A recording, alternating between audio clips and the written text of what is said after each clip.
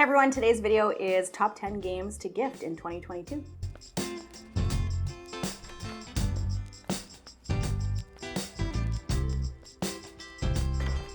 If you're new to the channel, this is 2 Sheep 1 Wheat. My name is Krissy, and if you're into board games, like this video and subscribe to the channel. If you're ultra into board games, we have added members to the channel where we learn all of our board games before we make content on them, and a big thank you to all of the members who have already joined. So like I said, this video is a top 10 video of the games that you should gift in 2022. So Nick has made all of our lists. This is like a thing that I make him do for December so that I can record all of the videos very quickly, not a lot of editing. I make him make all of the lists.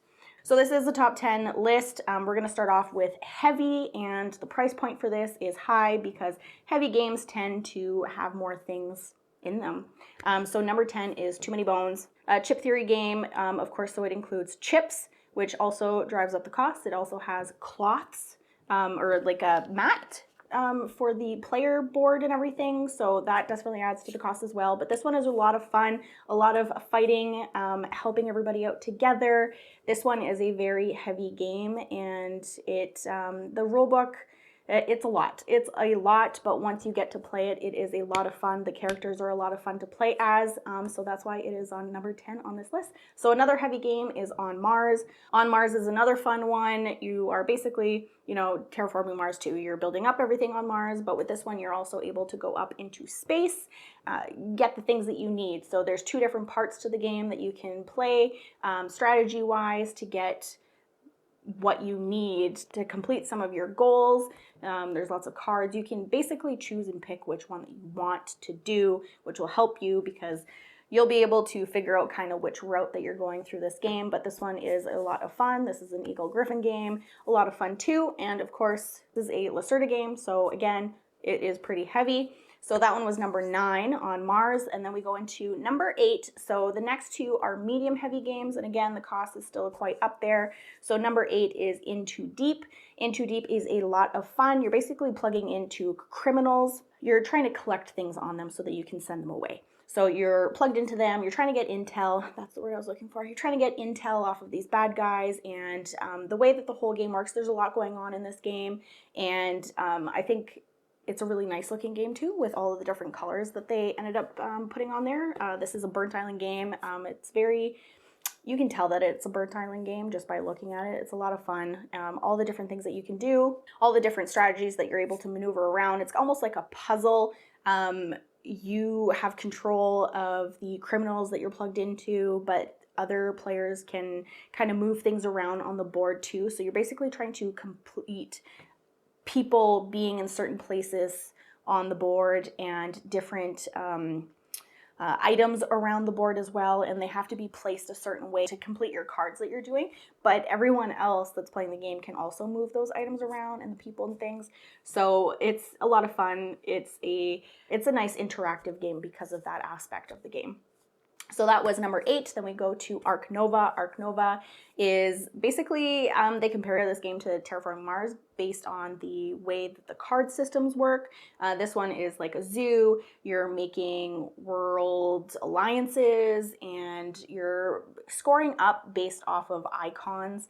A lot of the cards are going to give you victory points at the end too, but one is really cool too based on the way that the score is. You're going to be keeping track of 2 scoreboards. So you have a track, you're going to be moving those up, and you're basically trying to play the game so that those go up higher and higher. Now they're on each side of the board, so once they come around, once the end game is triggered, it all depends on where you are on both score tracks. So if they are not touching or if they haven't crossed paths, then you're going to have a negative score at the end of the game. But if they do cross paths, the distance between them is going to be your positive score point. And there's nothing wrong with having a negative score point in the game. It's just you really want to not be left behind, right? So like if you're playing with other players, you want to keep an eye on everybody else, because if they pass, then you know they're obviously going to be winning the game if you haven't been able to cross your 2 tracks.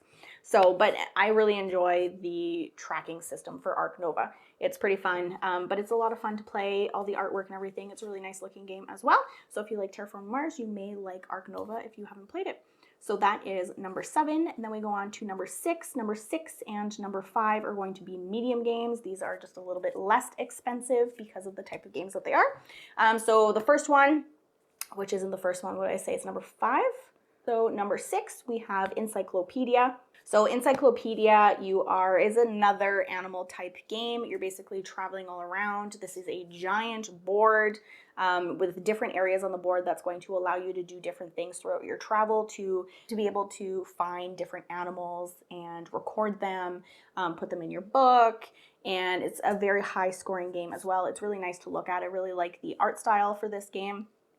This, like I said, it's a very high scoring game, and the way that tracking works, or the way that scoring works, is depending on how many types of animals that you have. So basically the same colored cards that you're collecting throughout the game, and you're able to complete them. As long as you have 4 or more, you're going to be collecting a set number of points depending on how many cards you have. So if you really focus on one type of card, one type of color, then you're going to do really well in this game. That one was a lot of fun as well. So that one was number 6. Then we go on to number 5, which is Everdell. We just recently got the big box collection, the big collection, I think it's called. We haven't played the new expansion yet, but even just strictly talking about the base game, Everdell, this one is a lot of fun. It is a worker placement and also a tableau building game. So basically you have critters, you're placing them out on the board, you're trying to collect resources so that you can purchase some cards. And that's where the whole tableau building system comes into play.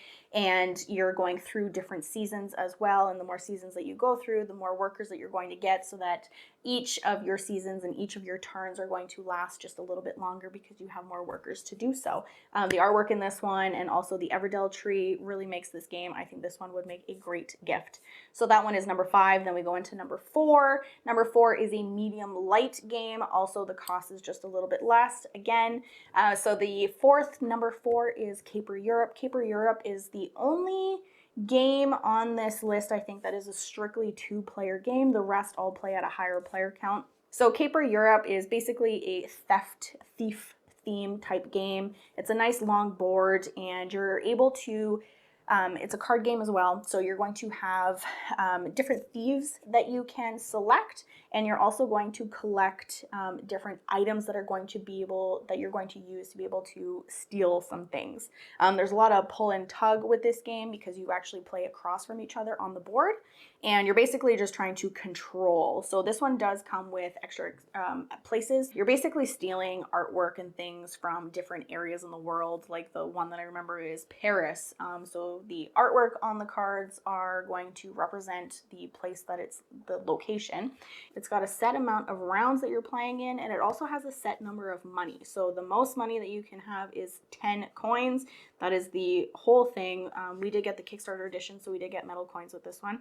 But the neat thing with this one is that there are only 10 coins. So if you're collecting some and there's no more in the pool, as long as you have less than your opponent, you can actually steal the money from your opponent too, which I think is a really neat part to the game. So that one was number 4. That is Capers Europe. Then we go on to the other medium light game, which is Creature Comforts. Creature Comforts is a worker placement as well, but you're using dice for this one.